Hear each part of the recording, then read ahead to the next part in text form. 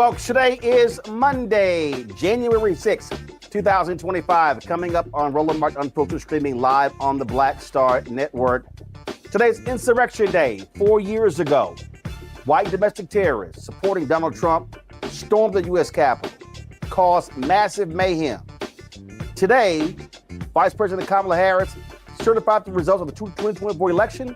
Did you see any of her supporters storming the Capitol, beating up cops? No, you didn't. That's the difference between the two. So we're going to talk about this. Also, folks, a wilderness survival trainer spent years undercover in climbing the ranks of right-wing militias without any law enforcement backup. I talked to the reporter with ProPublica who was trusted to tell his story. You're not going to believe this. Also, the Orange One's motion to stay Friday's sentencing in his hush money case, well, gets denied.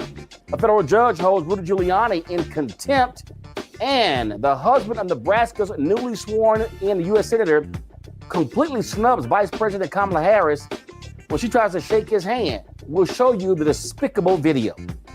Also, the Speaker of the House in Virginia, Don Scott, will be here to talk about Tuesday's special election that will determine who controls Virginia House and Senate. Folks, it's time to bring the funk.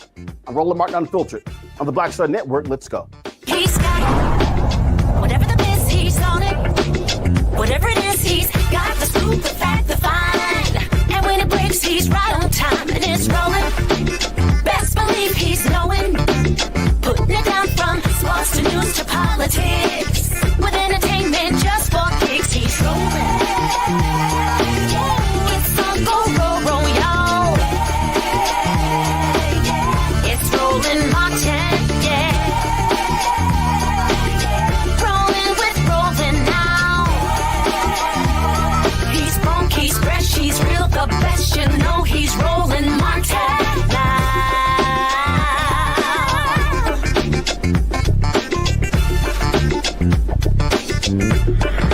Martin.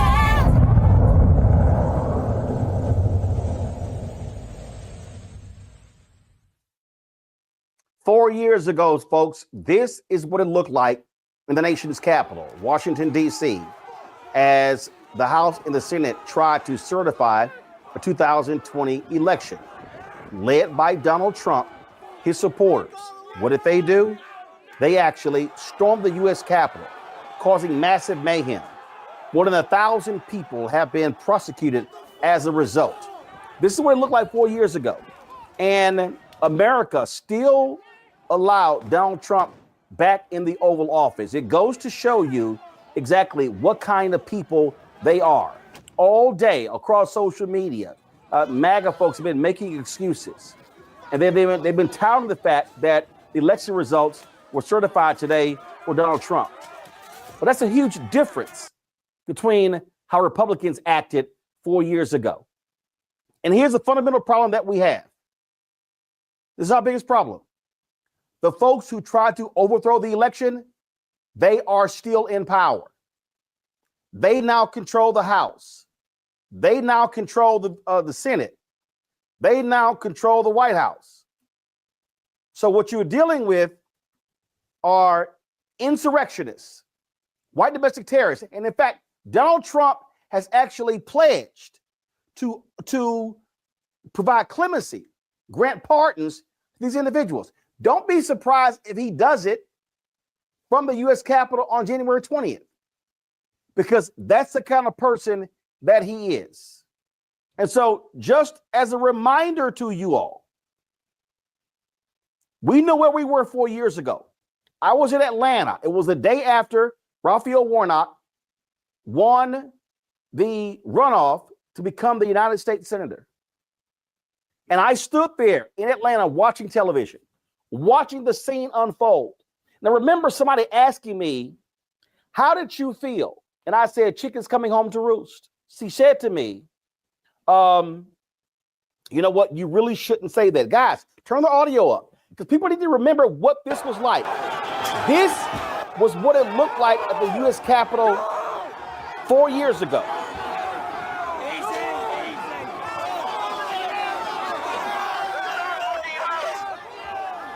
Fuck you, police!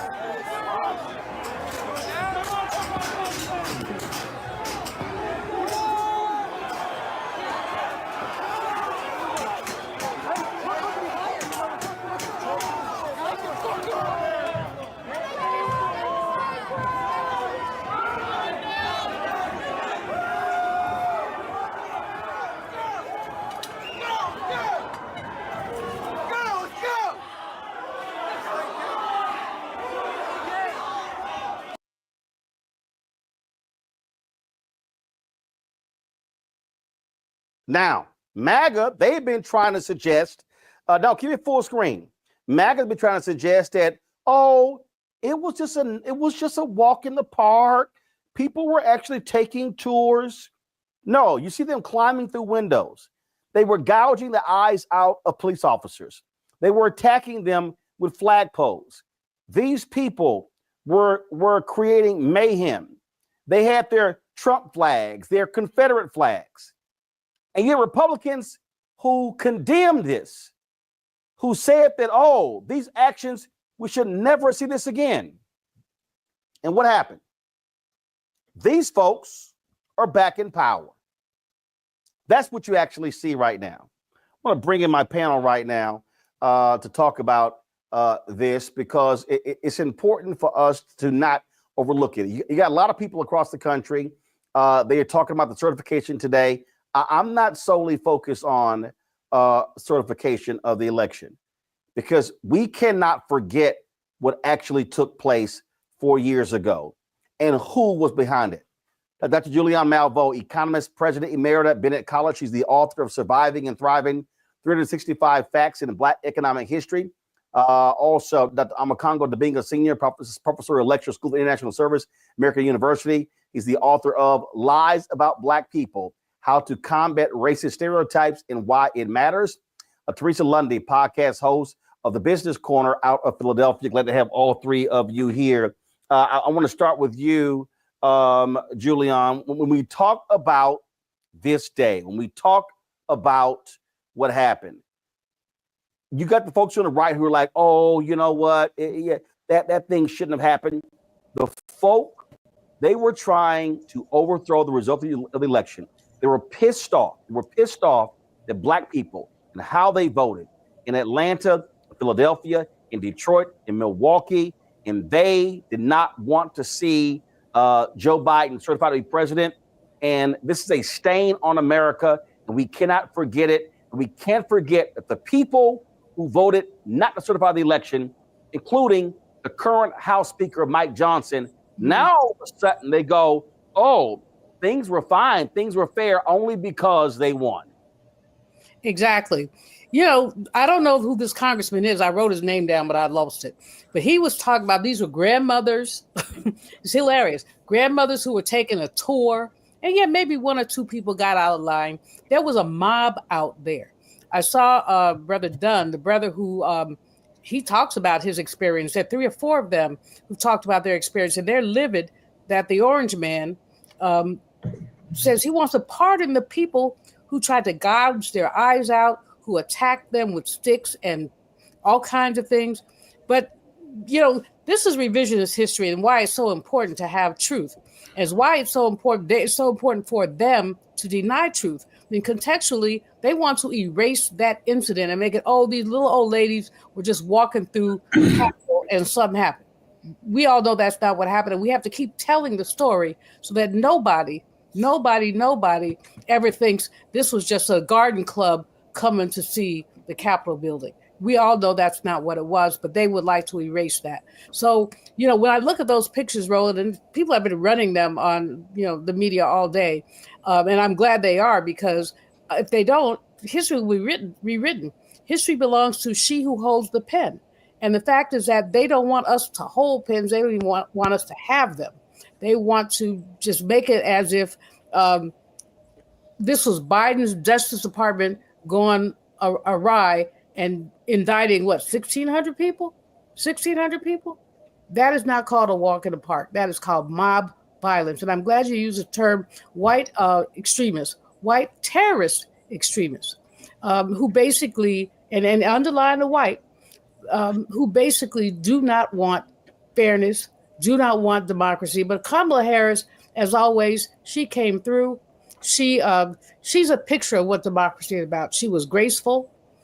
She didn't have any side comments. She ran the process, and that's what you're supposed to do, run the process. And it was a smooth, constitutionally dictated process that 4 years ago, the Trumpies and their friends refused to allow to happen. Congo, it's important for us to call these people for who they are. They are white domestic terrorists. They are the people who did not want this to move forward. Donald Trump became the first occupant of the Oval Office to ever try to overthrow an election. We cannot forget that. No, I don't care what happened November 2024. They will go down, they will be remembered for this, and we must call them out for who they are every single time.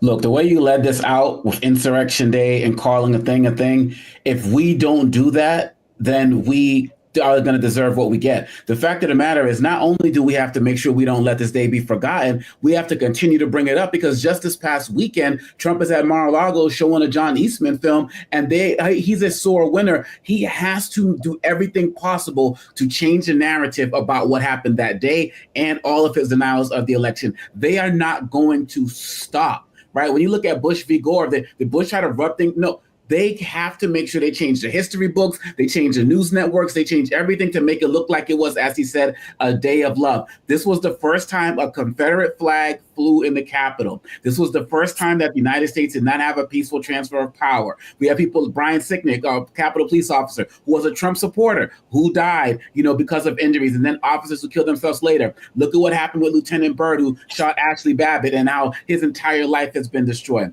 These people, in every way, shape, and form, are trying to make sure that what happened is not told. And they got their own networks to do it, the Foxes, the OANNs, and that's why we have to be here with the Black Star Network, because this was an attack and assault on our entire democracy. And if people paid attention to what you wrote about in your book, White Fear, then people could have seen these signs coming. But we have to make sure that what we're doing is always correcting the record, because this is a terrible day in American history. And at the end of the day, we have classless individuals who would have done this again had they lost. And we have to make sure that we're telling the proper story. But Teresa, this is why I did not want to lead with today's certification, because it's real easy to try to normalize and say, well, here's what happened today. No. We cannot forget what these people did. And there are people like Senator Ron Johnson, who was trying to deliver fake electors to then Vice President Mike Pence. It was people like Utah Senator Mike Lee. It was Josh Hawley of Missouri. It was Chuck Grassley of Iowa. It was Ted Cruz of Texas. These despicable individuals, they were being helped. The Marjorie Taylor Greens, the Jim Jordans, the list goes on. The Scott Perry of Pennsylvania. It goes on and on and on. And the problem is, these people are still there. The people who tried to overthrow the election result are now the ones who are in charge. That cannot be overlooked. That can't be overlooked, nor are the lives that were lost during the election. And I think, when you started it off, it was definitely a clear history of let's never forget, because we all know that they are now trying, those who were prosecuted for the insurrection that took place is now, trying to get off. So now that's a whole nother bid. Mm-hmm. And I think, that's just very interesting as we, I think Democrats, and thank God for Vice President Kamala Harris with such grace and dignity and leadership. I think, as I was looking at some of the comments on X and Facebook groups, even MAGNA folks, like not all of them, but a few were definitely, a little bit alarmed and dismayed about what was done to her. Because again, if there was a white male in that position, that would not have happened. They would have shook hands and probably played golf afterwards. But again, well actually, hold tight. We're going to discuss that later. But okay. I want to talk about again this being the 4th anniversary of the insurrection. And we just simply can't just dismiss this reality. Here's a perfect example. This was a tweet that conservative commentator Eric Erickson, he posted this 4 years ago today. Watch this. This is what he said. Shoot the protesters, waive the rules, impeach, waive the rules, convict, waive the rules, deny the ability to run for election again. And you know what happened? Eric Erickson supported Donald Trump and these same Republicans in November. All Mitch McConnell stood on the floor and decried what took place. He and Kevin McCarthy put it at the feet of Donald Trump. But none of that mattered, Teresa. And it goes to show you the kind of people they are. They have no morals, no values, no principles, no ethics at all. No, you're absolutely right. And again, history will always repeat itself. I think Republicans are the main cause and effect when they always try to say, let's not think about the history. Let's not think about slavery. Let's not think about the 1619 project. Let's talk about the future. But, the future is literally 4 years ago, right? I think what Make America Great Again was literally, they talked about for the first 4 years was Donald Trump's position in office, and how yet people forgot, so many forgot when he was in office, how detriment it was to everyday working families, even though they tried to say that they were a party of working families. So it was very interesting. I think Democrats, definitely has seen a new strategy, right? But I think if we still keep it with integrity, if we still walk in leadership, if we still keep having conversations and spending funding where it should be, not just during election season or during the last 80 days or 100 days, but if we do it year round, I think when we start having the remember when conversations about the GOP and what Donald Trump and the MAGNA team has done to American people and American families, I think the conversations will be different in every city, in every electoral district. See, I don't know. I mean, Giuliani, I think the problem is that Democrats want to play a game, a political reality that no longer exists. And again, and Republicans tried the same game. I mean, it was Mitch McConnell. They could have actually convicted Donald Trump 4 years ago. Had they convicted Donald Trump, he would not have been able to run again, and all of these court cases could have moved forward. But they assumed that the insurrection was so bad that, his career is over. The American people won't tolerate this again. Well, they actually did. Here's Mitch McConnell again 4 years ago. I want everybody just to listen. These are his words on the floor of the United States Senate. President Trump is practically and morally responsible for provoking the events of the day. President Trump is still liable for everything he did while he was in office as an ordinary citizen. Unless the statute of limitations is run, still liable for everything he did while he's in office. Didn't get away with anything yet. We have a criminal justice system in this country. We have civil litigation. And former presidents are not immune from being accountable by either one. Yeah, that was Mitch McConnell. But again, what did they do, Giuliani? They were like, it's over. And what kept saying, it's over, it's over. No, it goes to show you that the American people are exactly who they are, and they accepted this thug. And let me be real clear, for the next 4 years, he is going to be referred to on this show as the convicted criminal in chief or the insurrectionist in chief, because he has earned those titles. He absolutely has. I mean, when you look at these men who are guarding our Capitol, these were not people making multi-millions. These are folks who are making civil service money. They've lost their jobs. Some of them have lost limbs, or there's a suicide. There are a couple of other deaths that seem to be stress related. And he just sort of walks away, there's the walk in the park. People want to talk about the insurrectionists and the walk in the park. Trump has had a walk in the park.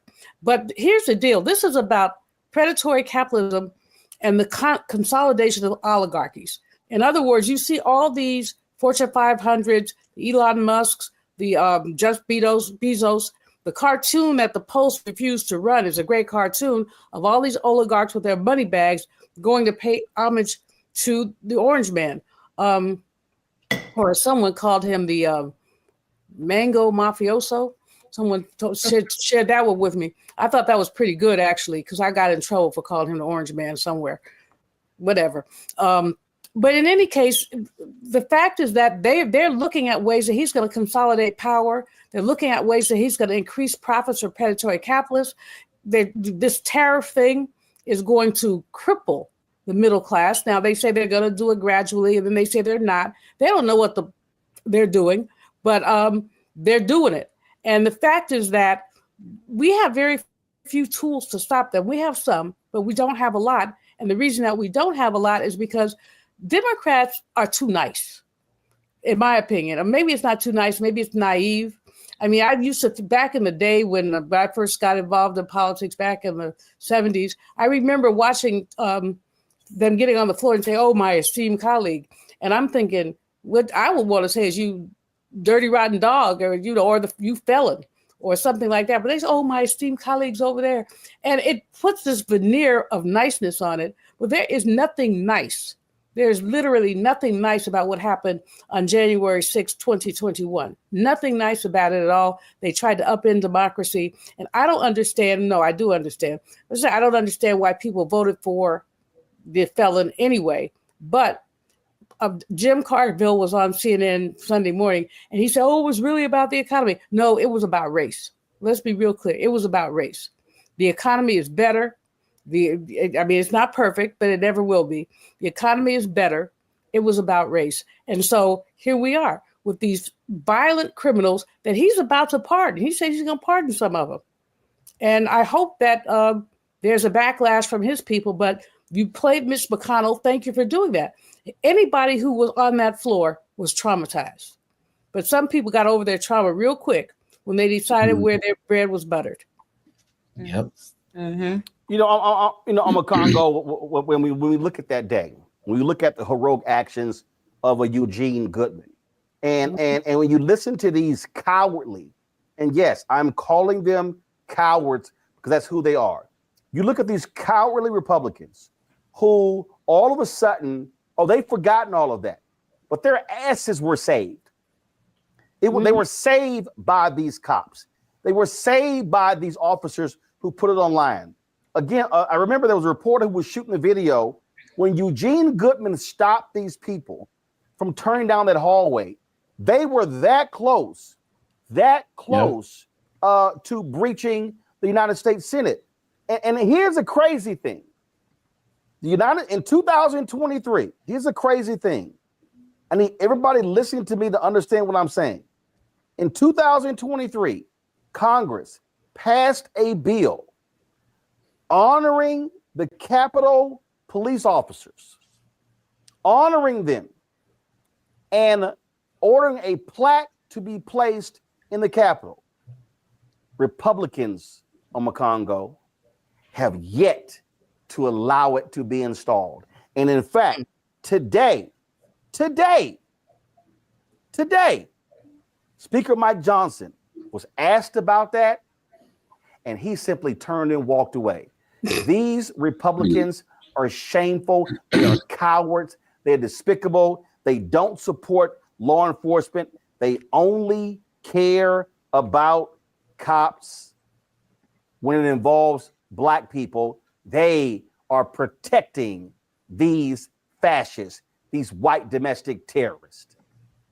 And I don't think anybody ran faster than Josh Hawley that day. I mean, the world saw this. And really, when it comes down to it, going to your last point about their lack of respect for the Capitol police officers, they don't respect law enforcement at all. They talk about where to defund the police people. How many times have they talked about defunding the FBI, the CIA, the ATF, all of these organizations? They don't care, like you said, until it suits them. And when it comes down to it, the fact that they cannot honor these Capitol police officers and the trauma that they endured and the trauma they continue to endure. And now they're going to possibly, you can be rest assured, Roland, that some of these guys who Trump are going to pardon are going to come back to the Capitol. They're not going to be banned. They're going to walk through that place. And wait a minute, I'm Congo. One guy, wait a minute. One of these thugs literally petitioned the judge to allow him to attend the inauguration because he was invited there by several Republican members of Congress. They invited one of these thugs to attend the inauguration, and the judge is like, that ain't happening. That's what's up. And I can guarantee those who may be out or may have avoided jail time, the whole convict choir, is some of that going to play as well at this inauguration. Like, this is a criminal enterprise, and they're going to continue to do criminal things. And the fact of the matter is, it really bothers me that whatever laws in place, a speech and debate clause or whatever, that doesn't allow like House members or senators to be like prosecuted, because some of these guys were in on this. There was a guy who gave the tour the day before. Like, they were aiding and abetting these individuals. And they are not going to suffer any consequences. But we have to make sure that we have a long-term memory. We can't be forgetting these things. You're talking about this now. You're going to be talking about this next week. You're not going to let this be forgotten. But most people are going to be on to Jimmy Carter's, funeral tomorrow. They're going to be on to the inauguration the next day. They're going to be on to whatever's coming in February. We got, we got the midterms coming up, and we got to keep these things in mind. And who's also not going to forget? Trump is not going to forget. And he's going to do his best to make sure people don't forget, because he is obsessed with getting a proper narrative that's going to suit his ego. But if we continue to tell this story, we can help change the tide in 2026 when the midterms come up. And that's why I'm so happy with what you're doing tonight, Roland, because you're hitting it in a way that no other network that I've watched today has been doing. Igor Bobik with Huffington Post actually was in the gallery that day. And there was an almost 3-minute video that he posted. And this was the video was posted January 15, 2021. So it was 9 days later. And it makes real clear the danger that Eugene Goodman was facing and the danger that was coming the way. And for all these Republicans who get all these MAGA people, all these assholes who keep talking about, it was a calm day, that absolute white supremacist Tucker Carlson, all the people on Fox News who keep covering for these people. No. Let's remember exactly what it looked like in this video right here. Folks, watch this.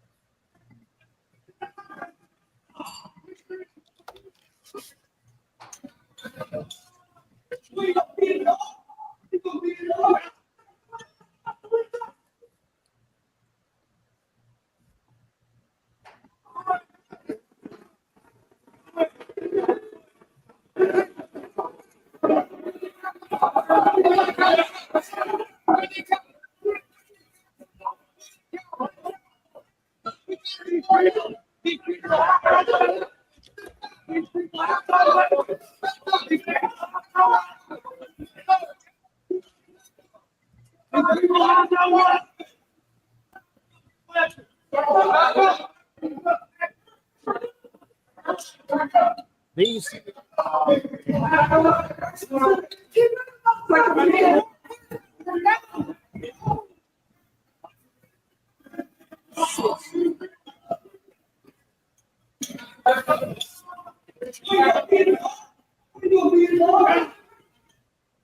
Teresa?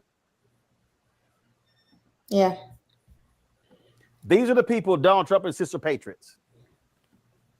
Y'all, I just watched the Luther Vandross documentary and my mind is blown. Here are 10 songs you might background vocals on, but you have to listen closely. Hello?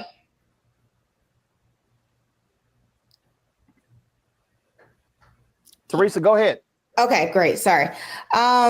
Yeah, I mean, these folks are patriots. I'm not sure what the American people are, but they are certainly not patriots. I think rediscovering what that definition of patriotism and upholding American values is something, you know, that we really just need to define again and again.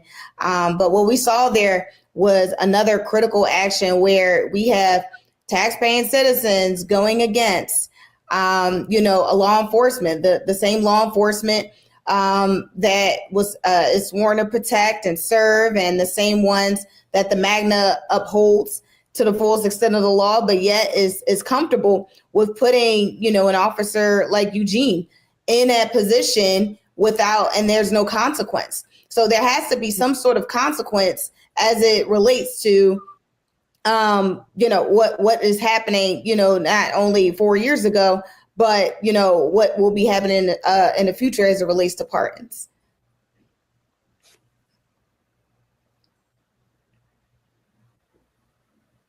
I just want people to understand. I just want people to understand what is going on here. I want people to understand that the people who were in support of this, the people who were backing this, these people are still in power. They're going to be in charge of committees. They are going to be going after. They're going to be going after the January 6th committee members. Don't be shocked at all if they try to go after Congressman Benny Thompson, former Congresswoman Liz Cheney. That's what they are going to do. And so, you know, just understand exactly what is actually going to happen. Let me go to a very quick break. When I come back, we'll talk about what happened today on Capitol Hill. Vice President Kamala Harris, the resolve she showed, and also how Democrats gave her a thunderous round of applause when she talked about the votes that she got for president of the United States. Folks, you're watching Roland Martin Unfiltered on the Black Star Network. As we remember, 4 years ago, the insurrection led by Donald Trump, Republicans, and MAGA, a day we will never forget. Back in a moment.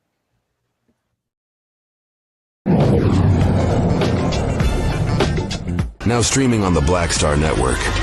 I was challenged by my uncle early on, before I even had a career. Like, I was maybe 8 years old, and my uncle said, "What do you want to do?"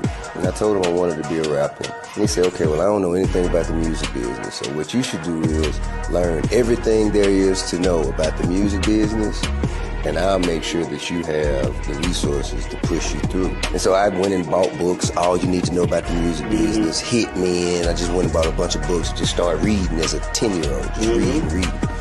And so I learned, you know, all things licensing, mechanical rights. I learned about publishing, learned about how composition is broke up into two pieces, the writer's portion and the producer's portion. But by the time I actually learned, I came back and I was ready to, like, okay, I got it. He would go into prison. So I had all this information. All this knowledge. All this knowledge. You're like, well, what am I going to do with it now?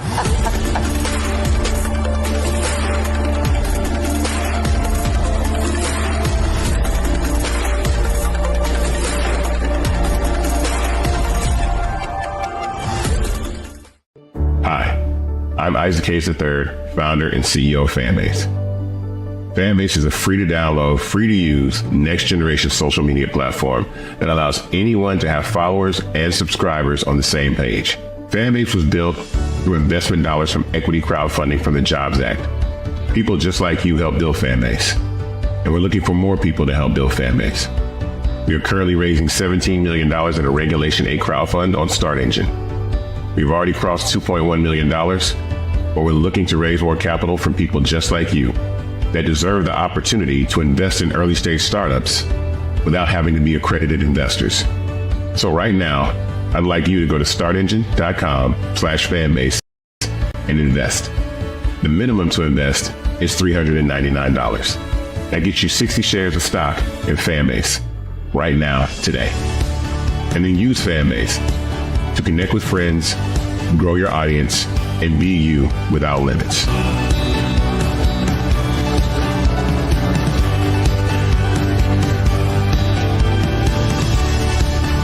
Hey, this is Motown recording artist Kim. You are watching Roland Martin Unfiltered.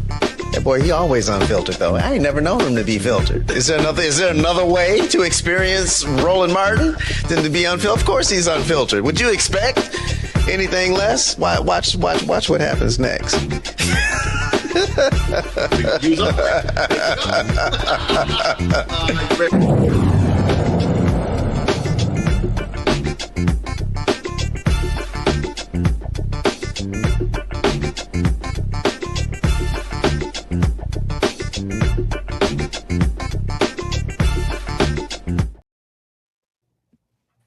All right, folks. Before Vice President Kamala Harris went to the U.S. Capitol, she released a video laying out that she was going to be doing her constitutional duty.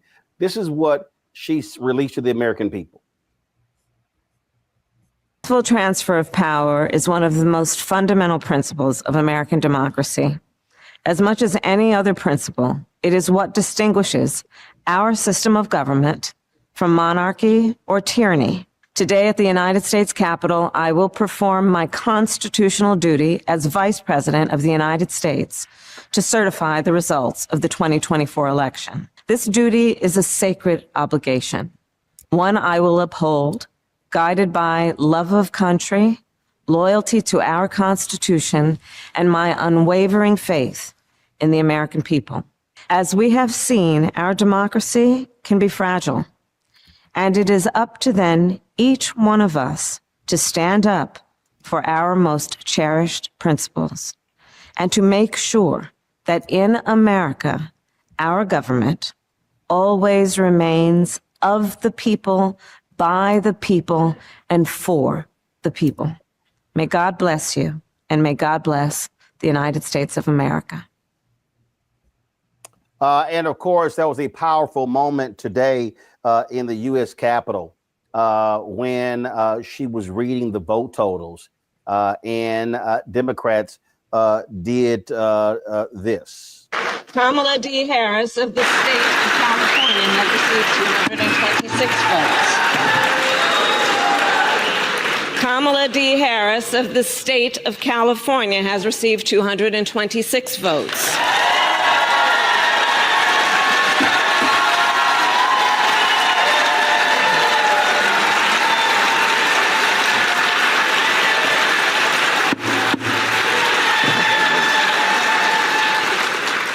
The whole number of electors appointed to vote for Vice President of the United States is 538.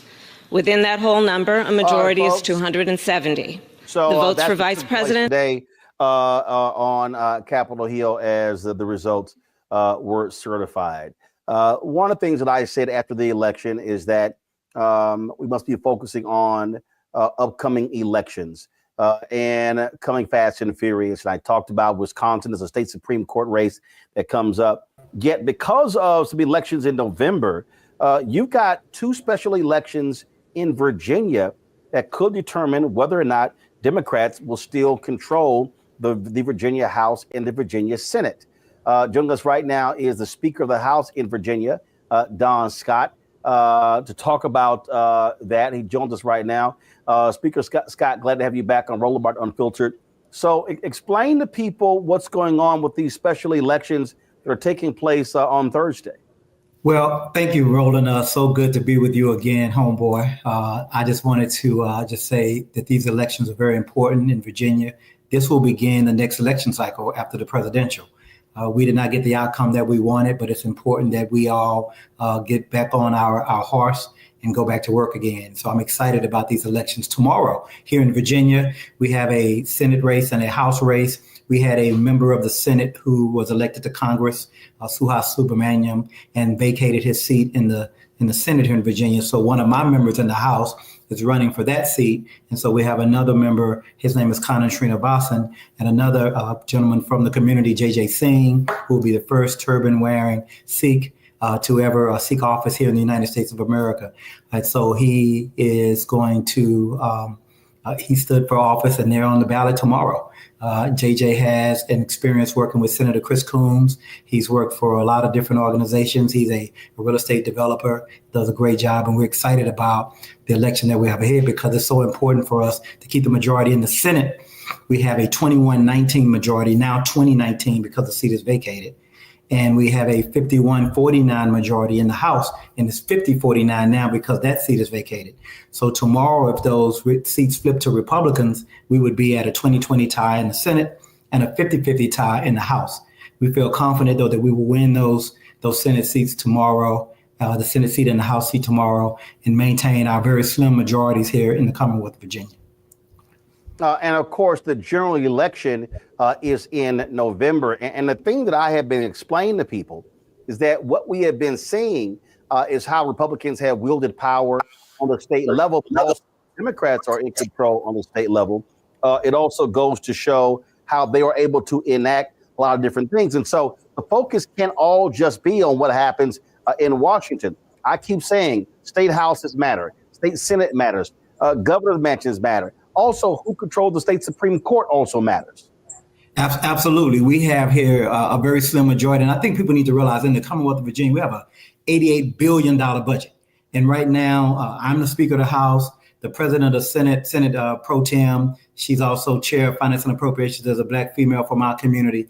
We have unprecedented power, unprecedented access to get things done here in the Commonwealth of Virginia to make sure that we do good by all Virginians. So I think that it's important that we know that this November, they want to beat us. We have a Republican governor, and they want to take back the governor's mansion. That'll be on the ballot this year. And they want to take back the House. All 100 seats will be up in November. So we will be reaching out to all communities, especially the African-American community, especially African-American men and women, to make sure that we know that they know that we're engaged and we're working for them. But we want to make sure that we reach out to all Virginians to make sure that we create an economy that works for everybody. We believe that every child deserves a first-class public school education, and we want to make sure that this economy, the education, keep our teachers, that we'll be able to do that if we continue to keep the majority here in the Commonwealth of Virginia. And we talk about, again, what Washington, D.C. does is one thing, but so many of the battles that we're seeing, reproductive rights, DEI, things along those lines, a lot of these battles are happening on the state level. And so who controls the individual houses absolutely matters. And in the case of Virginia, we saw it, with the stadium bill and some other things. The governor wanted to do one thing, but he was stopped and thwarted by Democrats controlling the House and the Senate. Yeah, and the governor ran on trying to roll back reproductive freedom rights here in the Commonwealth of Virginia, and we stopped him. And this year we have a constitutional amendment to enshrine bodily autonomy for women, bodily freedom in our Constitution. And we expect to pass that bill this spring and send it to the voters in November. We're going to pass a bill to restore felons' rights where the governor can't keep former felons who've paid their debt to society, that are tax-paying, contributing members of our communities, taking care of their families, that they can no longer not participate in the vote. So we're going to put a constitutional amendment in place that'll be voted on by the voters in November here to restore automatic restoration of felon voting rights. And then finally, we're going to make sure that, that we respect every adult's right to marry whoever they love.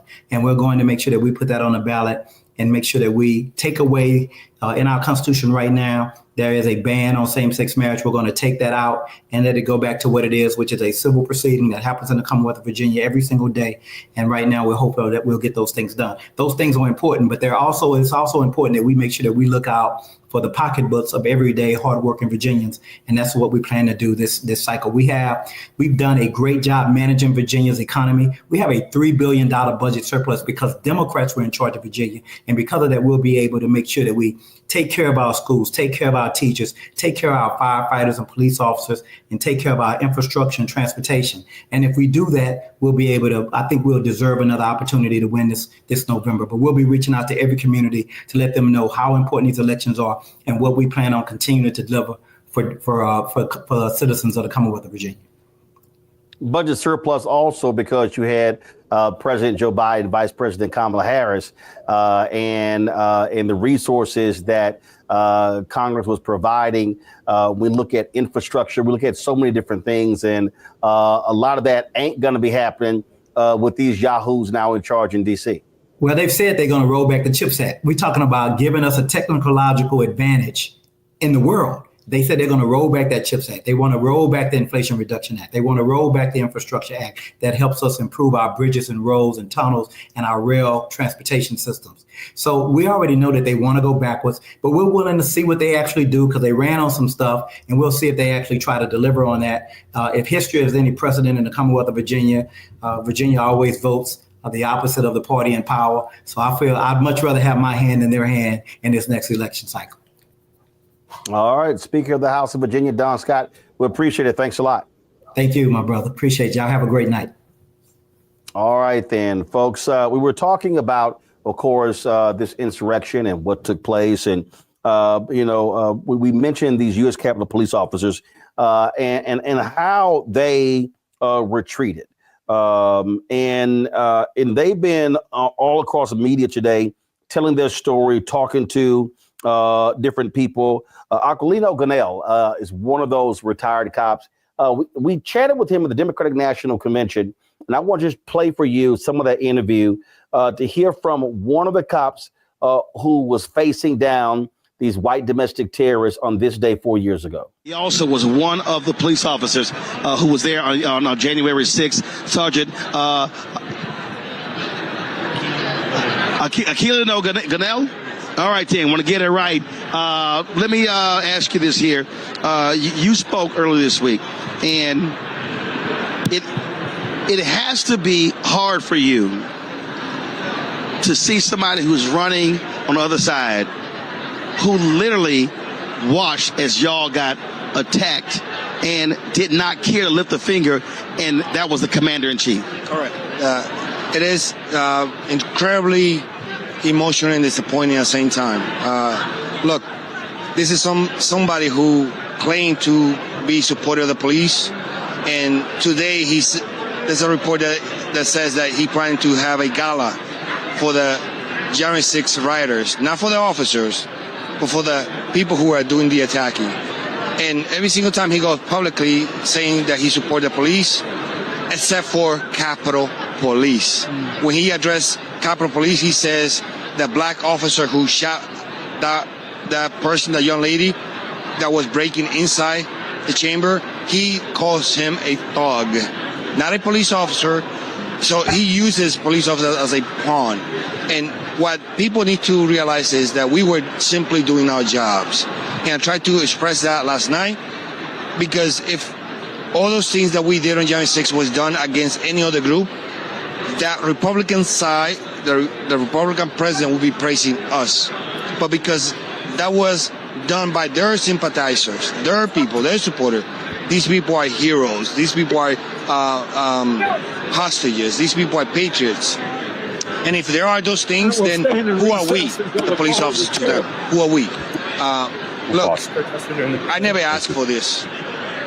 Donald Trump invoked those people to come to the Capitol. Capitol Police did it. We did it. We were simply defending ourselves, doing our jobs. And if it wasn't because Donald Trump called them to the Capitol, none of those things would have happened. It's very disappointing that the majority of the people don't, from the Republican side, continue to support somebody who sent them up to kill their elected officials, and we were in their way.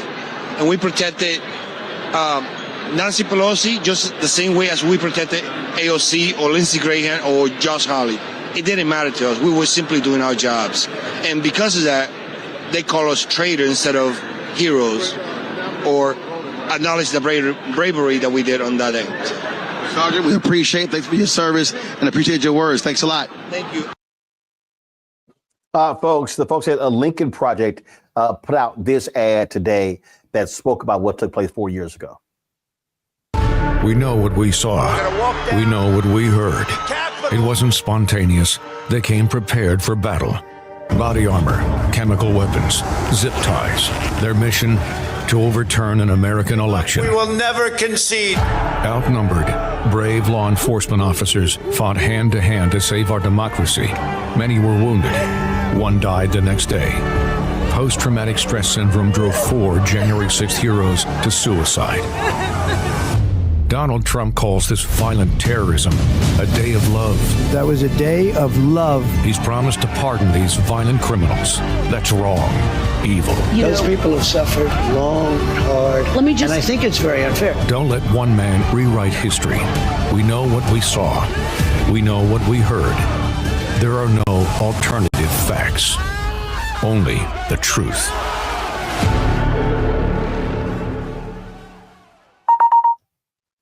Wow, quite the powerful ad there. And I also want us to remember what the nation's newspapers look like on January 7th. Do y'all remember this? This is what it looked like right here. Trump mob storms Capitol, insurrection, pro-Trump mob invades Capitol, under siege, democracy attacked, assault on democracy, un-American, Capitol chaos, under siege, sad day for America, insurrection, mob storms U.S. Capitol. That was MAGA. That was Republicans. That's what they wanted to happen. Now, when we come back, folks, I got an interview with a reporter for ProPublica who talked to a wilderness survivor who infiltrated a militia group, rose up high in the ranks. And folks, these people are so sick and demented. And guess what? Their ranks are growing as a result of the Republicans embracing them and calling them patriots. We'll have that conversation next, right here on Roland Martin Unfiltered on the Black Star Network. Don't forget, support the work that we do here, folks. We don't have millionaires and billionaires cutting us any checks. We are independent, Black-owned, doing the work out here as best that we can. Your support is absolutely critical. If you want to support us via Cash App, remember Cash App closed down our accounts because they changed their rules. And so if you want to support us via Cash App, the way to do so is going to utilizing by using the Stripe QR code right here. If you want to give via Cash App, you can't give to us directly because they changed their rules. But if you use this QR code, you can give to us via Cash App. You can also send your check and money order, P.O. Box 57196, Washington, D.C., 20037 7-0196. PayPal is R Martin Unfiltered. Venmo is RM Unfiltered. Zelle, Roland at RolandSMartin.com. Roland at RolandMartinUnfiltered.com. Our goal is to get 20,000 of our fans contributing on average $50 each a year. That's $4.19 a month, 13 cents a day. So your support is absolutely critical. And so please join our Bring the Funk fan club. If you can't give back, give less, we totally understand and we appreciate that. If you can give more, that'd be great as well. But the work is needed and we are going to be here doing that work, holding these people accountable because we're not going to let them forget what they did to the country, but more importantly, what they tried to do to Black America. Lots more to talk about. The interview with the ProPublica reporter. Also, Rudy Giuliani gets his comeuppance in court. The DOJ consent decree with the city of Minneapolis. Lots more to discuss right here on Roland Martin Unfiltered on the Black Star Network. Back in a moment.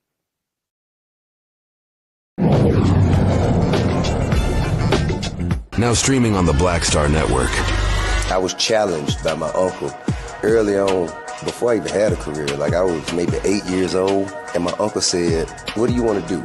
And I told him I wanted to be a rapper. And he said, "Okay, well, I don't know anything about the music business. So what you should do is learn everything there is to know about the music business, and I'll make sure that you have the resources to push you through." And so I went and bought books, All You Need to Know About the Music Business, Hit Me In. I just went and bought a bunch of books, just started reading as a 10-year-old, just reading.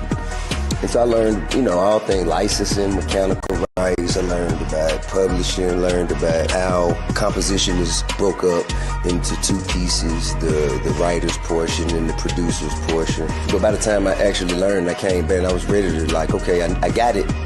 He would go into prison. So I had all this information. All this knowledge. All this knowledge. You like, well, what am I going to do with it now?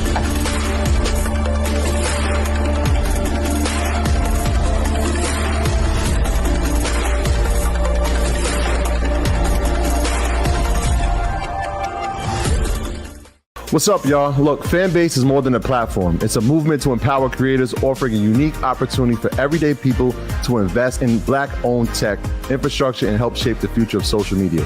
Investing in technology is essential for creating long-term wealth and influence in the digital age. The Black community must not only consume tech, we must own it. Discover how equity crowdfunding can serve as a powerful tool for funding Black businesses, allowing entrepreneurs to raise capital directly through their community through the Jobs Act.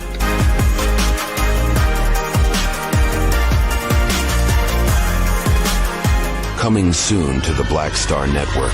But y'all, when you're on that stage, or when you're and you're seeing 2 and 3 or 4 generations in the audience, that's got to speak to you about the power of what y'all have become. Oh, most definitely. I think we were doing our show before our break, and remember, I was watching this kid. I could not take my eyes off him because he was about 9 or so. He was sitting in the front row with his over on the right hand side. Yes. I was amazed that this kid knew everything, and I was like tripping to see how many songs this kid actually knew, and he knew them all. And he knew them all. We had to go over there and bring him on stage and take a picture with him, you know, at the end of the show and stuff, because it was just that amazing. It's like, this is crazy. You know, the music travels everywhere. You know, like what Philip was saying, seeing this young kid. Then you hear our songs on commercials, cold commercials. Then you have the younger ones that hear our music in animation.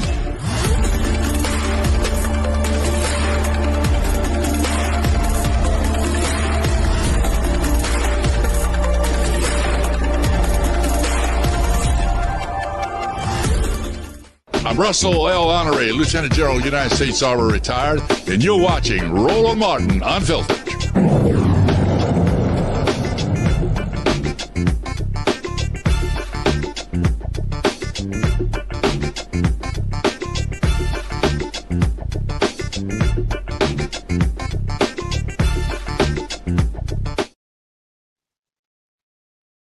We'll be discussing the thousands of MAGA idiots, the urging of Donald Trump, who rushed the U.S. Capitol 4 years ago in hopes of stopping the certification of the 2020 election.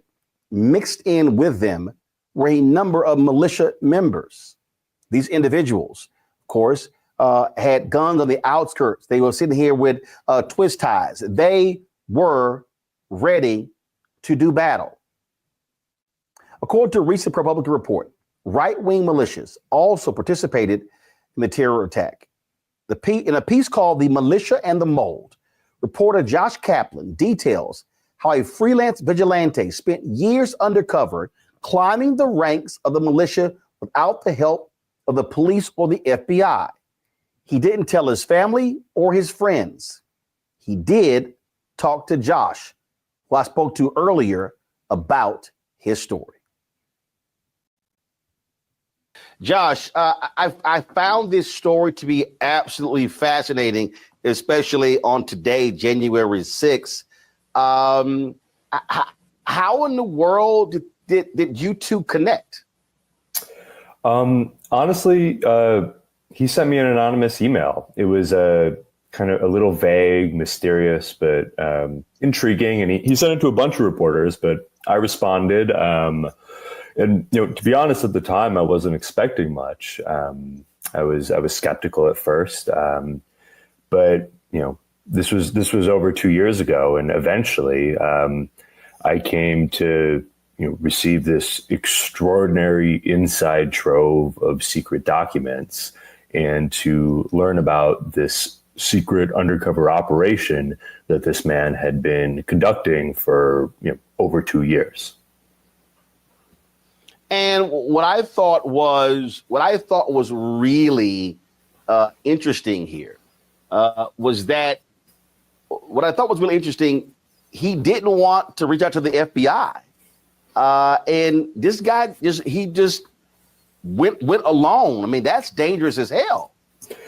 Yes, no, it was dangerous. It was incredibly stressful. He was under an enormous amount of pressure. He, I think, was fighting off paranoia, but he, in part, I think, because of his own tumultuous, he has a history with law enforcement that has made him very distrustful of the police. But he also believes that the police have been ineffective at combating the far right in America.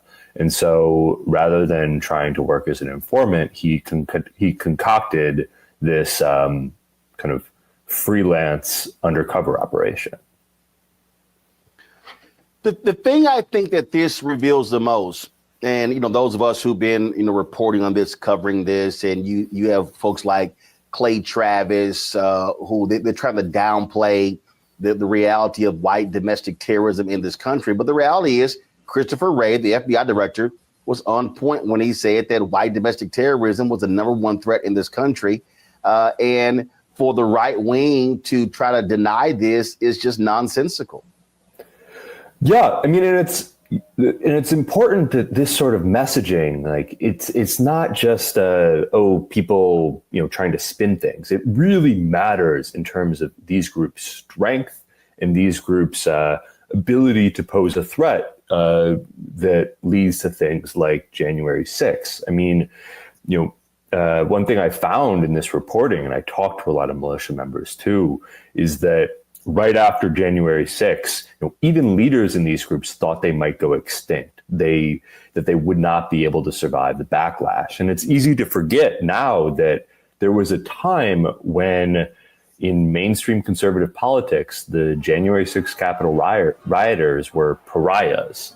But by the summer of 2021, prominent politicians like Trump started changing their tune and talking about the rioters as patriots, as political prisoners. And that had a measurable, concrete impact on these paramilitary organizations. It really started to put the wind back in their sails, so that before long, they were getting so many new recruits that they were struggling to keep up. Yeah, and this is the thing that I think people need to understand what's going on. Donald Trump goes down to Waco, and they have this celebration, if you will. He's there, of course, where the Branch Davidian standoff took place. You've got MAGA who yells, Republicans, they yell, oh, Democrats defund the police, yet Republicans want to defund the FBI. They have always wanted to defund the ATF because of the issue of firearms. And so people need to understand that, and the story lays it out, there is a direct correlation with the rise of these militias, these white militias, these white domestic terrorism and Republican politics. Yeah, I mean, they're constantly in conversation with each other, and and now you're seeing these signals. I mean, the most consequential signal that could happen in the near future is Trump has promised to pardon January 6 rioters. That was a cornerstone of his campaign, and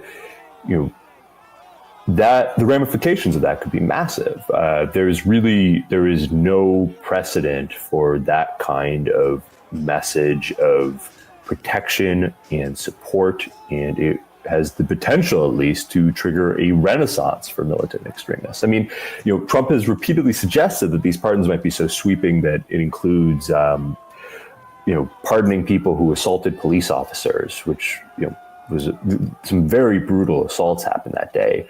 And how that would be interpreted in these movements, at least by a sizable number of people, is that even violent crimes will go unpunished if you do them for the quote unquote right cause. And that's a very, very dangerous proposition that has a lot of experts and people in the national security community very worried. Yeah, I mean, look, I'll be honest. I would not be shocked if Donald Trump pulls a stunt and pardons them on January 20th.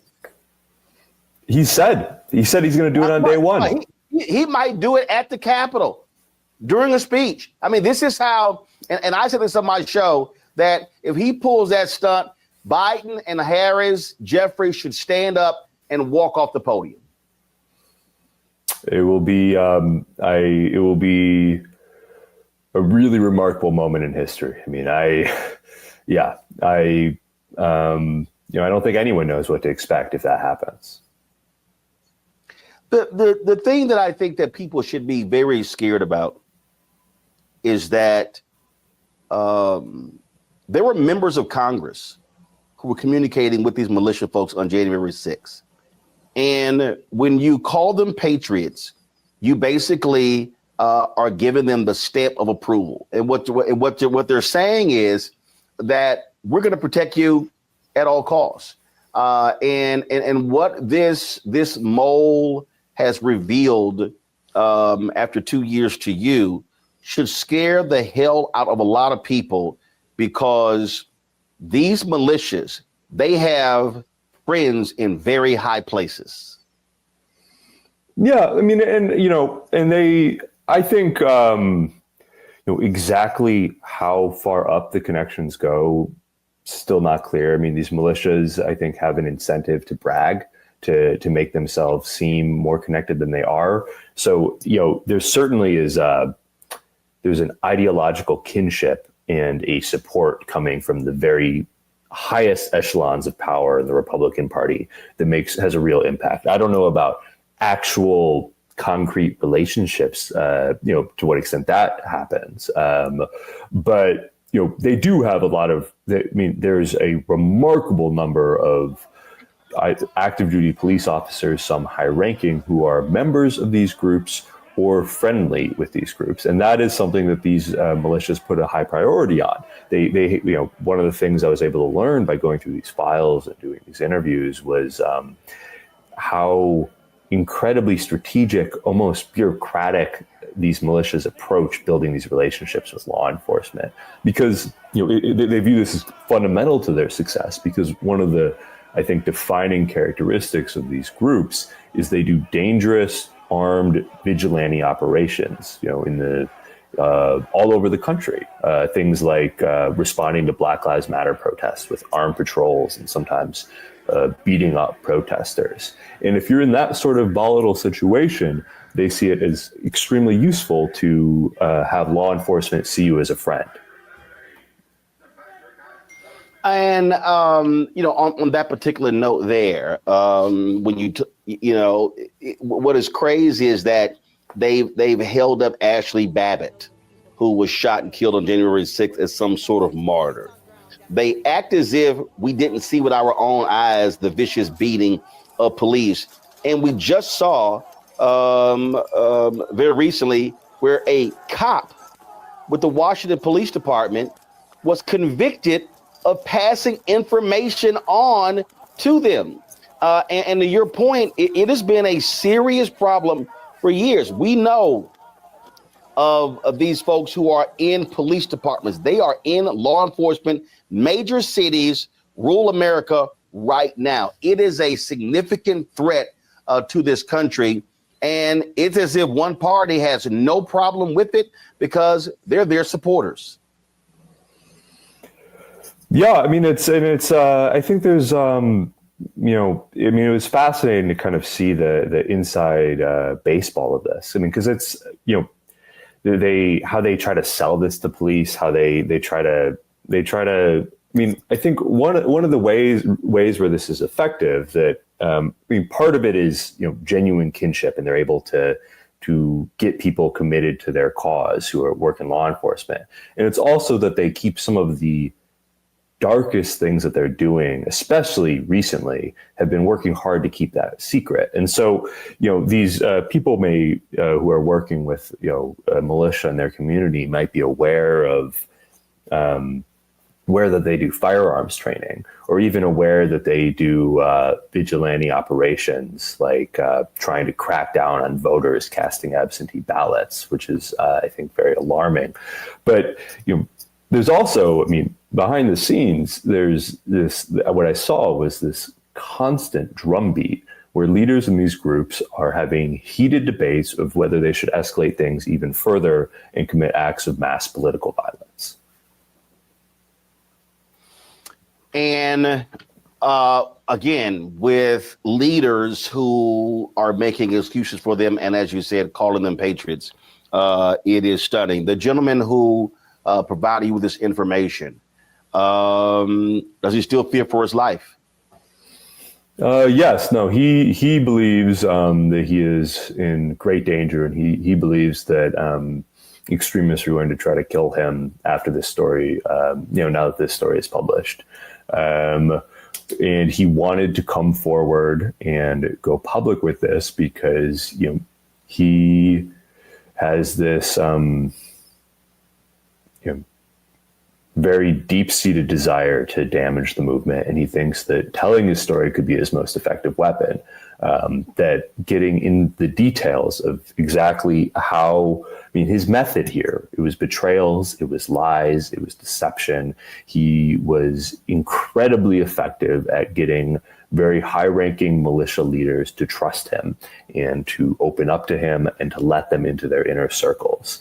And he thinks now that by going public, he has the ability to kind of be a boogeyman in the movement. That's what he's hoping for, that he will, what he told me is that, every time that, a militia member goes into a meeting, he wants them to be thinking in the back of their heads, this guy will betray me. And this, of course, this is the downside of not working with the FBI, because he can't go into witness protection. And so he's going to be on his own for the rest of his life. Yeah, he's working with some whistleblower attorneys now, I know, and is hoping to, he has these kind of grand ambitions of starting a collective of vigilantes who work together and continuing to run these operations. It's a decision that we talked about at length, and I know he didn't take lightly, but it is, from the beginning, there was an enormous amount of sacrifice that he made to personally, in terms of his safety, in terms of his mental health and well-being, that he made to get inside these groups and get this information. It was, I've never seen anything like this. Folks, go to ProPublica.org and check out this piece, The Militia and the Mole, by Josh Kaplan. Josh, we certainly appreciate you joining us. Thanks a lot. Thanks so much for having me on. I appreciate it.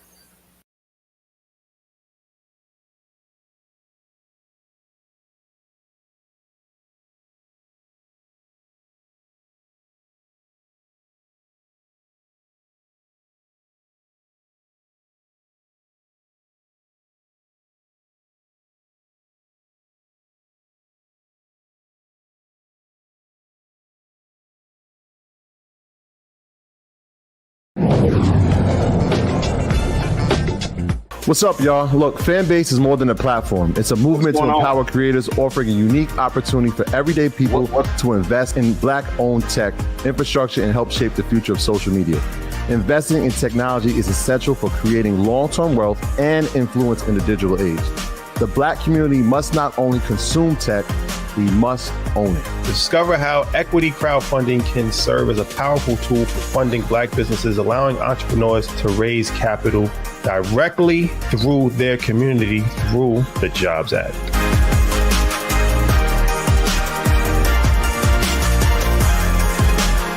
Now streaming on the Black Star Network. I was challenged by my uncle early on, before I even had a career. Like, I was maybe 8 years old, and my uncle said, "What do you want to do?" And I told him I wanted to be a rapper. And he said, "Okay, well, I don't know anything about the music business, so what you should do is learn everything there is to know about the music business, and I'll make sure that you have the resources to push you through." And so I went and bought books, All You Need to Know About the Music Business, Hit Me In. I just went and bought a bunch of books, just started reading as a 10-year-old, just reading. And so So I learned, all things licensing, mechanical rights. I learned about publishing, learned about how composition is broke up into two pieces, the writer's portion and the producer's portion. But by the time I actually learned, I came back and I was ready to okay, I got it. He would go into prison. So I had all this information. All this knowledge. All this knowledge. You like, well, what I'm going to do with it now?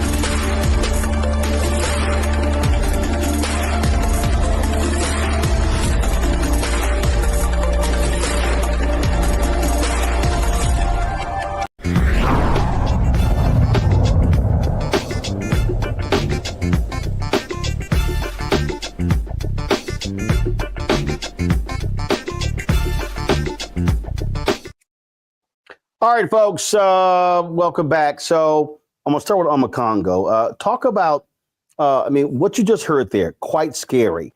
And the thing that jumped out at me that is the scariest is that Donald Trump, what he has done is he's emboldened them. When Josh said that their numbers are rising as a result of how they, frankly, are being welcomed by Republicans and Donald Trump. And, of course, Christopher Wray, the FBI director, said that the white domestic terrorism was America's #1 threat, and Trump has now forced him to quit. Now he's going to put one of his loyalists in there, and the FBI, frankly, will not be going after these people.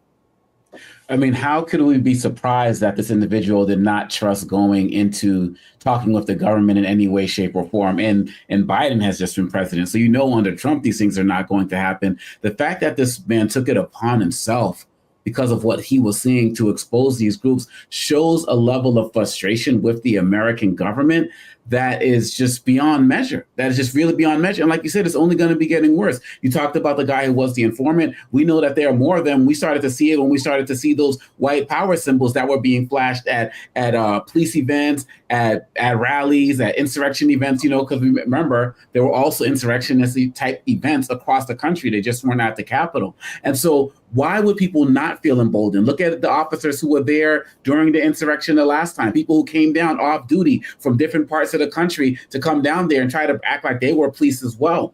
This is only going to get worse under these next 4 years because Trump has emboldened them. He's welcomed all of them back. And you said it was talked about in the interview or in the article, and I was reading the idea that this stuff was going to die down. The thought that it was going to go away. Now that, Trump didn't, get into office, but now he's back and he's strong. He's got a Supreme Court behind him. He's got Congress behind him. He's got the Senate behind him, and he's got the police unions behind him. People need to buckle up, and we need to continue to keep telling these stories, because if we don't, we're just going to get run over. And we have to prepare ourselves legally as well to be able to stand up for these types of issues, because if we don't, it just might be too late. And so I'm praying for this man's safety, but I'm also praying that people have more courage to step forward and bring out more stories about this, because it's happening every day in every aspect of our society. Teresa, these militias, they are largely white men. These individuals are heavily armed. And if you have a Kash Patel running the FBI or one of these other crazy loyalists, we're going to have a federal government who, frankly, is going to give these people lots of cover. And Trump is perfectly fine with it. Yeah, even just listening to that entire dialogue and reading the story that was just on with Jason, it also just shows the length of what those who believe in the word democracy is willing to go through in order to make sure the truth is public and that is real. So kudos to him for that. But again, he's not alone. And I think because, and just kind of going back to that story a little bit, what I heard was, and even kind of looking at the article, is that there were solutions that came from that story. There were more individuals that are coming in that's saying, we want to do the same. We want to infiltrate. We want to do more. And I think it's going to get to a point where, since we do have all these disturbances inside of the Oval Office and the federal, and apparently it looks like the Supreme Court, I think there is still hope where Democrats and those that are independent, we're going to start using some common sense when it comes to doing the right thing. I'm hoping. But I don't see a lot of things I think has been a game that has been just shown to the American people. But I think as we move towards this new administration and the promises made that weren't or will or may not be kept, I think that'll be shown and we'll start to see a shift really soon. Giuliani? I was happy to hear the young man's I look forward to reading the story. But what we know about this is that there's a thin line between law and order and racism and disorder. And so when you look at these white extremists, they can be your local sheriff. Often it is. It could be anybody. And I think the courage of this guy to go undercover and to share the story is useful. But what's more useful is for us to do better screening. You know, a Black Panther could not be a police officer.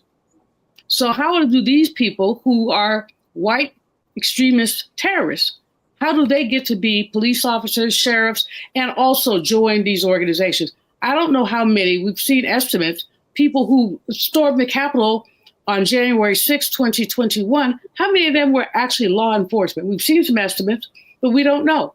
And we don't know often when we see these incidents that occur, how many of them are there. So the mole, the mole who basically infiltrated, he did a service. But at the same time, we don't know how many of these people are pretending to be law and order and are actually attacking our government, attacking our people, attacking us as Black people. And that's the thing that is the most concerning to me is the number of Black folks who are vulnerable. And even as police officers, as so-called law enforcement officers, how many of them are vulnerable because they're clear about what their views are and they oppose this. I'm glad you had the interview with the brother down at the DNC to talk about how outraged many of them are. They're defending members of Congress who haven't even given them enough respect to put the plaque up. And this mole is sharing us information, that we need to be able to act on.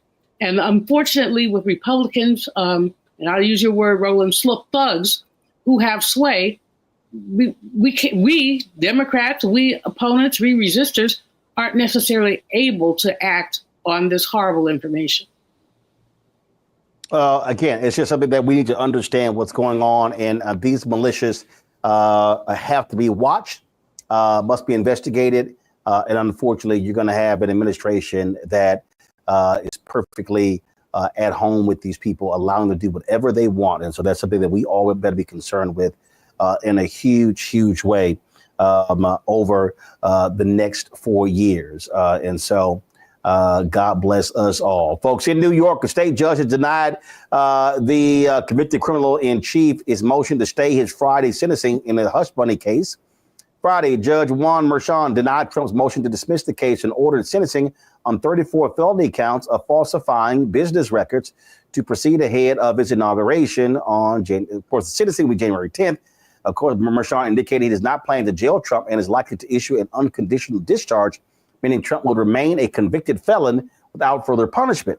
The judge asked Trump's attorneys to confirm whether he will appear in person or virtually for the sentencing. Well, we'll see what happens on that one. All right, y'all. Let's talk about that idiot Rudy Giuliani. Talk about, man, getting in bed with the man who's stuck on stupid. He got in bed with Donald Trump, and now, boy, the hammer's been falling on this idiot over and over and over. And frankly, I'm loving it. A federal judge held Rudy Giuliani in contempt for failing to provide information to two former Georgia election workers he defamed after the 2020 election. The ruling comes less than 2 weeks before a trial where Giuliani is fighting to keep his $3.5 million Palm Beach condo, which he claims as his residence. Judge Louis Lyman called Giuliani's noncompliance willful, accusing him of running the clock to delay the proceedings. Oh, please, I hope they snatch all of it. All of it, Teresa.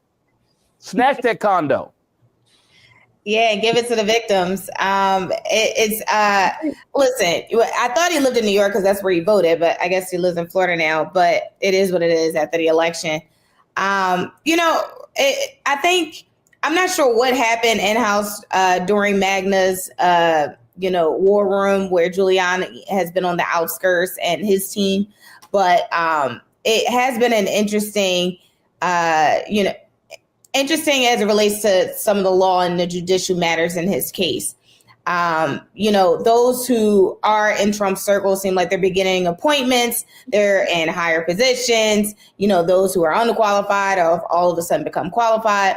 But Giuliani, who was one of Trump's former senior advisors, has just been going down this whole rabbit hole of, loss and the stench of losing. So not sure what's happening there, but, hey, if they can seize it and it goes to a good cause. I do know I did see one of Giuliani's properties on one of our sheriff sale lists in Pennsylvania. So if anyone's looking,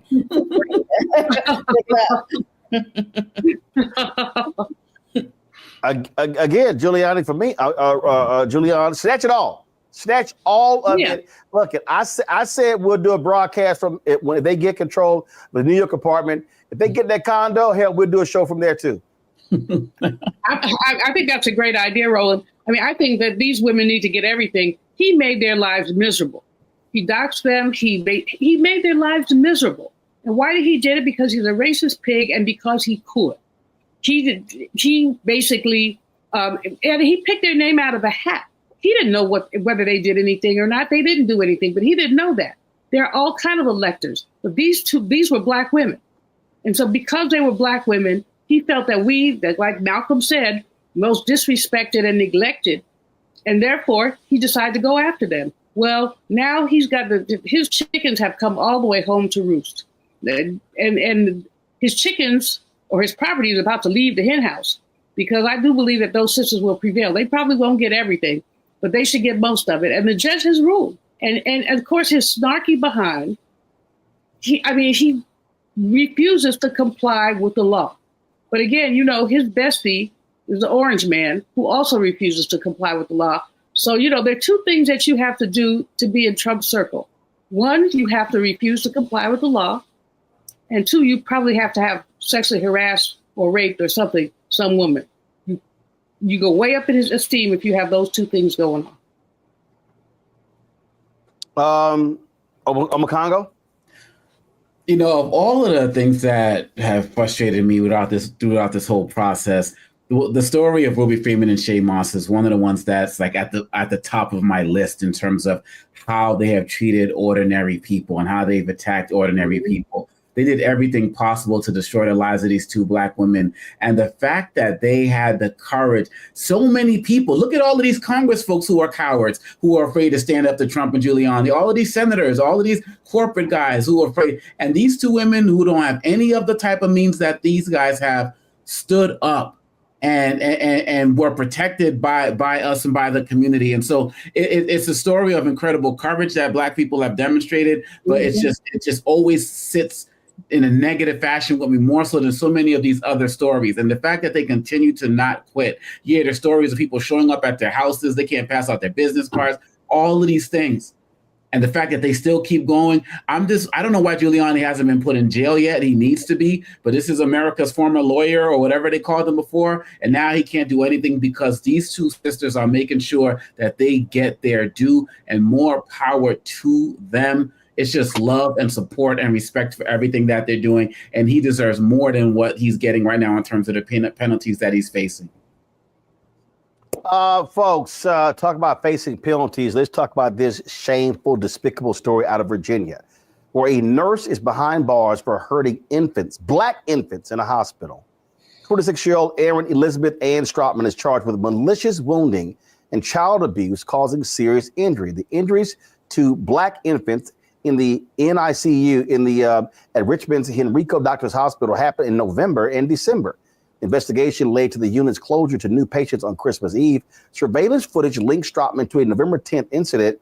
Authorities are investigating her connection to similar cases from 2020 to 2024 and urge anyone with information to contact the police. Talk about shameful. the attacking of black babies, black infants, Giuliani? Beyond shameful and despicable. You know, the amount of racism. I mean, again, Roland, this is lynching culture. You know, I talk about it ad nauseum. Well, a white person can do anything to a black person and expect to have no consequences. Why would this woman, and woman is a kind word, why would this woman do something like that? Now, she is going to face some consequence, but parents have injured children and dead children, and this boggles the imagination, but it reminds me of why you have a Nation of Islam, why you have so many black separatists who do not trust white people, because basically, I'm not saying all white people are evil, but that there that you just showed a picture of is evil. And unfortunately, you can't think about, they don't have an E soldered on their head to say this is the evil one and this isn't. Hospitals have to do better about basically screening people. And when after one death, how they got up to 3? No. After the first one, you start looking very carefully. There's nothing wrong with these children except they were sick. This woman is a monster. And she's a monster. And it's the kind of thing that, unfortunately, with the Trumpies in charge of Health and Human Services and other places, I'm not sure that we have all the tools we need to combat this. Absolutely crazy. Just crazy, just sick, just demented. And I you know, I just sit here and I just go, really? And you know, here's my whole question, Teresa. Charge her with a hate crime. Absolutely.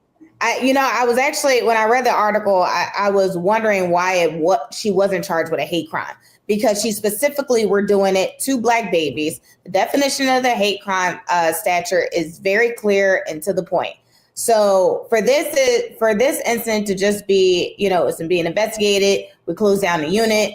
I hope the families are suing the hospital. This hospital needs to go bankrupt because there's apparently no background checks that's being had. I'm not sure where security is, but thank God for the parents to keeping their composure and their hands off of this woman. But I don't even want to imagine what would anyone do in this situation, including myself. Congo.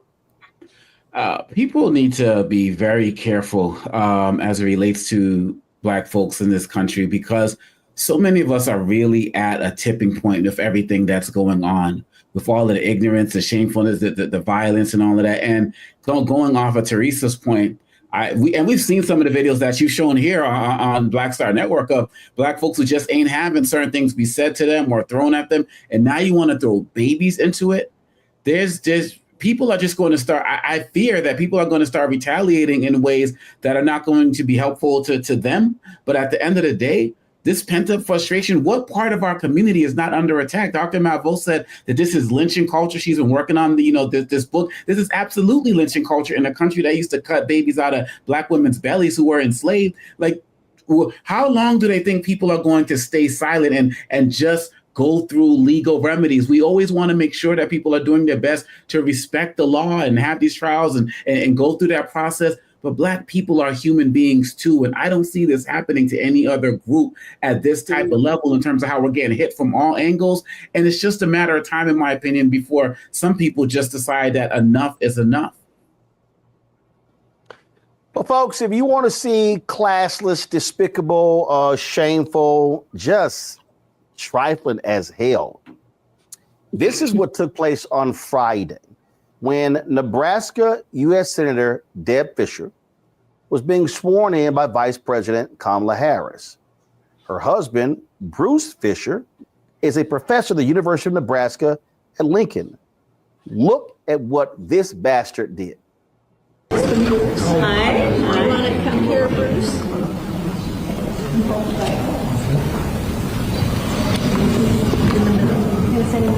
Is it kick on the ground? In the middle? Scoot over a little? No. It's okay, we're waiting. We're going to fight. Don't worry. Okay. Okay. Do you solemnly swear to support and defend the Constitution of the United States? Thank you. Congratulations. Thank you. Thank you. Thank you for your work. Thank you. Congratulations to you. Thank you. Okay. Okay, sure. Okay. That way just a little bit. There you go. Thank you so much. Ready? 1, 2, and 3. Hold it. Ready? 1, 2, and 3. Thank you very much. Thank you. Okay. There. 1 second.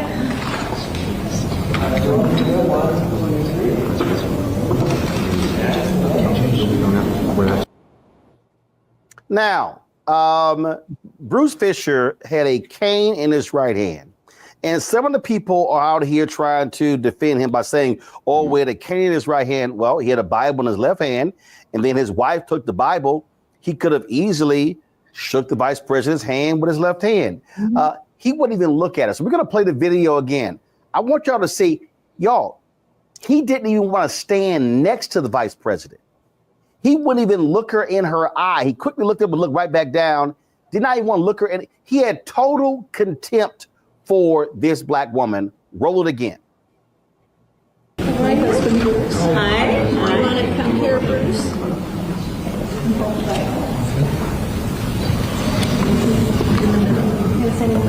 Piece of paper on the ground, in the middle, scoot over a little. No. It's okay, we're white. We're gonna fight. Don't worry. Okay. Okay. Do you solemnly swear to support and defend the Constitution of the United States? Thank you. Congratulations. Thank you. Thank you. Thank you for your work. Thank you. Congratulations to you. Thank you. Okay. You're welcome. Okay, sure. Okay. That way just a little bit. There you go. Thank you so much. Ready? 1, 2, and 3. Hold it. Ready? 1, 2, and 3. Thank you very much. Thank you. Okay. There. 1 second. Bruce Fisher's been getting ripped all across social media, and you saw right there, it was all for everybody to see, Teresa, all in. I mean, the vice president immediately picked up on his nasty demeanor, his evil demonic spirit. And she said twice, it's okay, I'm not going to bite. I honestly, you have to laugh in order to, not cringe. But honestly, it looked like they had him and the wife had a conversation before he had to come out and hold the Bible and the cane, because he looked like he barely wanted to beat her himself. So it's like, he's jealous of the wife. I don't know what's going on behind the scenes, but that looked like a whole nother situation that came to the forefront. But again, it shows that Vice President Kamala Harris, is a woman of distinction, leadership, and excellence. And it's unfortunate, these are the things that we have to go through as Black women, as women in leadership. It doesn't matter what rooms we put ourselves in, what titles we have, it's just going to happen. So it's either you have to know who you are in order to make sure that really doesn't penetrate. But it is what it is. And you can just pray that the person that's holding the Bible is actually reading it. Well, I mean, I'm a Congo. I don't know whatever the hell happened between them. She had to basically tell him, stand here. He did not want to be near the vice president. I mean, it's just like, as they say, school on Sunday, right? No class. At the end of the day, these guys just don't have it in any way, shape, or form. And also being a professor, like, I can't imagine walking into my classroom with my students and having them see me do something like that, to be ashamed to stand next to somebody, to look like I'm disgusted by somebody, not extend a hand to the vice president. Why didn't he just choose to not get up on stage? You know what I'm saying? It's like he wanted to get up there and embarrass her in some way, shape, or form.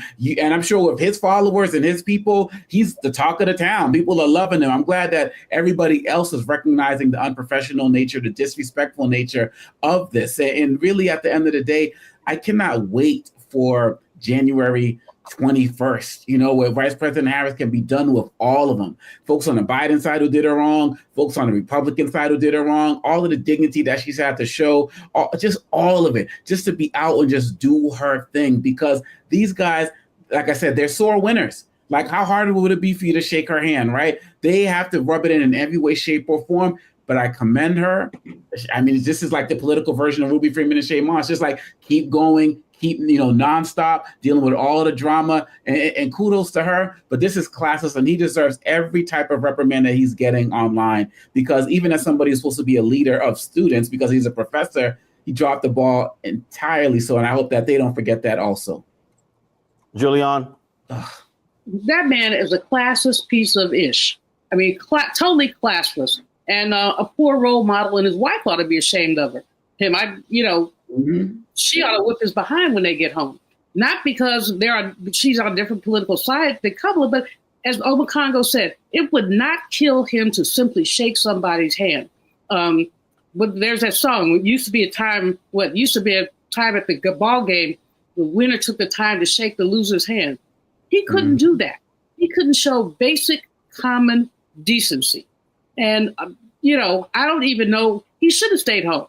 He simply should have stayed home, because this is absurd. But as Teresa said, these kind of slights happen to Black women all the time. You could see the shock on Kamala's face. There was shock on her face. It was like, what the, is going on here? But she handled it as she handled every sling and arrow that has come to her. She's handled it with grace, with dignity, with a lot more than many of us could sum it up, under the circumstances. So I just say, I'm with Obakongo. I want her to live her life like it's golden. If she wants to run again in 28, good for her. If she wants to run for governor of California, good for her. But the amount of foolishness that she's had to deal with in the course of her vice presidency, but certainly in the course of the election and its aftermath, that amount of foolishness is crazy. I hope that Doug takes her to a nice island and she gets to, I came back from one, come to a nice island, let her chill out for a couple of weeks and just, those people and their hatred. How can you be so hateful as to not shake a hand? Well, that's exactly what it is. I mean, it's pure hatred on their part, and his actions are shameful. And frankly, I really hope that Fisher folks just keep blowing up her social media, letting her know how shameful and trash her husband is. And somebody posted this tweet. So let me find it. Because I'm just saying, these things are important. And as I said, he is a professor at the University of Nebraska. So if any of y'all, this was posted by James Felton Keith.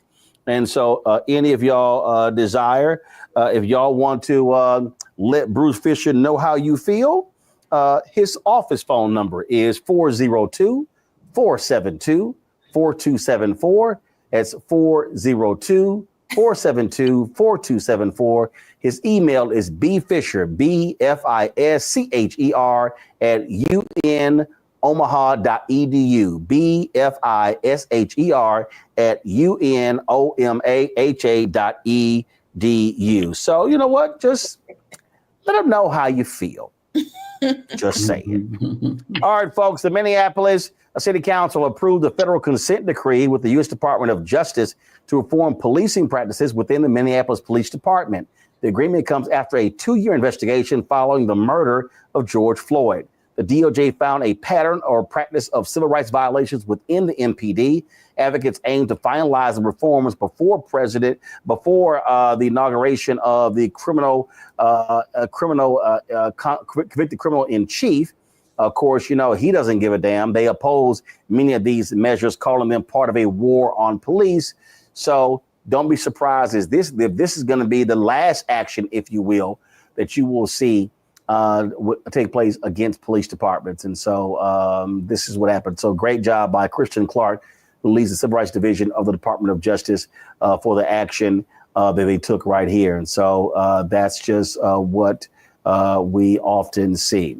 Folks, a judicial body rejected Democratic lawmakers' request to refer Supreme Court Justice Clarence Thomas to the Department of Justice over claims he failed to disclose gifts and travel from a wealthy benefactor. Thomas says he was advised that such personal hospitality did not require disclosure. He's a lying asshole. The justice pledged to report it, starting with this 2022 filing, which he submitted in August of 2023. It takes you that damn long to submit some paperwork? Judge Robert Conrad noted that the judiciary clarified financial disclosure rules since 2023, including when personal hospitality exemptions do not apply. Well, he's good at getting flued out, if you will, Congo. And there's no doubt that Clarence Thomas is one of the most corrupt Supreme Court justices we've ever had. I mean, the gifts that he has taken from these rich, these billionaire benefactors are enormous, more than any other justice. Matter of fact, more than all the other justices combined. It's just disgraceful. I mean, we can talk about judges and rulings that we don't like and condemn rulings, but the character, the lack of character with this man, and the way he just completely crapped over the entire justice system over the course of his entire career, and try to play it off as the guy like, oh, I just love being at home and being in my RV in the parking lot of a Walmart and just played it off and just completely lied. And people wonder why there's such a negative view of the Supreme Court. And this was the guy who was supposed to replace, Thurgood Marshall, like seriously. And we see, and now Trump has the judiciary, the Supreme Court under him as well. But this man is the poster child of corruption. He's the poster child of lack as it relates to the judges. And the fact that we can't have a system in place where Supreme Court judges have to follow the same rules that all other judges across the country are supposed to follow, and then they come up with a code of ethics that they're not even going to enforce. This man, with his wife, the insurrectionist, right? They are a disgrace on every single level. And I'm glad that he continues to be exposed, because it's completely shameful, but it's also illegal, and he hasn't suffered full consequences for it. Giuliani. Well, he hasn't suffered consequences, and he probably won't. He has been the darling of the right wing since he was nominated. They went looking for him. I mean, you do not find black folks like that sitting in your backyard. They went looking for him and elevated him carefully through EEOC, through they went looking for it. And he has never respected law. And then that Jenny, his wife, I mean, he should really be put off the court because of her. I mean, because of her own complicity. But again, that will never happen. Clarence Thomas is a disgrace, not to the race, because we don't claim him, we just call him Uncle. But he is basically a disgrace to justice. He's a disgrace to the court. I mean, until Trump, there has been enormous, even though, as Congo said earlier, we may not agree with Supreme Court decisions. We've even looked at some things like the Cheney, the case where blacks have no right, Cheney, where blacks have no rights and whites are bound to respect. And we've been able to say things like, well, they're coming from a slaveholding background, et cetera. We can explain it. The only thing that we can explain with Clarence Thomas is lack of integrity and avarice. Those are two defining aspects of, and anti-blackness. This is a brother who hates himself. He truly does. If you go back and look at some of his Supreme Court writings, they're blood-curdling because of the self-hate. The things that he said about his own sister, when he said she got mad if her welfare check didn't come. So this is a hating man. He hates himself. He hates black people, but he loves money. He's very avaricious, and he has no integrity. There you have it. Congo. Look, I think at the end of the day, one of the issues that I have with Biden is that they didn't look to expand the Supreme Court to try to make this person irrelevant. Maybe it wouldn't have happened and so on and so forth. But the way that there has never really been anything of substance done to really challenge him and the Supreme Court in general, because, I mean, some of these guys, the Kavanaughs who just lie to get on, like just all of that, we really don't have an institution as relates to the Supreme Court anymore, or at least one that's going to work in our favor. And so what are we supposed to do with this? We have to go harder in 2026 as it relates to these midterms. We have to go harder with the next presidency. And I think Giuliani said this at the beginning of the show. One of us said this. Democrats have to stop playing nice when you have people like him who have no care or love or respect for the system and just milk it in every way, shape, or form. What are we going to do about it? We're going to report about it. We're going to talk about it. But the people who have some type of levers of power need to go hard on him if they want to have any type of semblance of respect for this system. And because clearly right now it's completely shot by those of us who actually care about a judicial system. Indeed. All right, folks, that is it for us. I appreciate y'all being with me on today, my first day back since the new year started. So happy new year to all of you. Thank you very much, Teresa Amakongo and Giuliani. Folks, don't forget, support the work that we do. As I keep saying, look, we don't have millionaires and billionaires cutting us checks. You've got these conservative folks out here. I mean, they're building new 10, 11 acre compounds, all this sort of stuff along those lines. And we're just simply out here covering the issues other people are not going to cover, talk about the stuff that actually matters to our people, which is critically important. And look, what we do here, nobody else in Black-owned media is doing. Byron Allen has gotten rid of nearly everybody at the Griot. April Ryan announced that she's leaving. What we do here, Essence doesn't do, Black Enterprise doesn't do, Ebony doesn't do, Blavity doesn't do. None of these folks are doing what we're doing. So your support is critical. We're looking to add 2 new shows in 2025. And so we hope to make that happen. I'm looking at reels and talking to people as we speak. And so the goal is very simple, to get 20,000 of our fans contributing on average $50 each. There are some of you who have been supporting us from day one for the last 6 years, and we appreciate every single dollar. And so if 20,000 of our fans contribute on average $50 each, that's $1 million. That is tremendously offsets a lot of our expenses that we have every single year to do the work that we do for all of you. And so we want your support. And so if you want to support us via Cash App, you can't give it to us direct via Cash App because they've gotten rid of our accounts. They changed their rules. And so to contribute to us via Cash App, please use the Stripe app. This is the QR code right here. And all you got to do is click the Cash App pay button to contribute. So this is the QR code right here. If you're listening to me right now, simply go to blackstarnetwork.com, RolandMartinUnfiltered.com, and you will see the actual QR code there for you to actually give via Cash App. Checking money orders can be sent to P.O. Box 57196, Washington, D.C. 20037-0196. PayPal is rmartinunfiltered. Venmo is rmunfiltered. Zelle, Roland at RolandSMartin.com. Roland at RolandMartinUnfiltered.com. Let me give a shout out to, let's see here, Sarita Torrance. Thanks a bunch. Theron Lane, thanks a bunch. Rhonda D. Johnson, they all gave during the show. Let me also see here.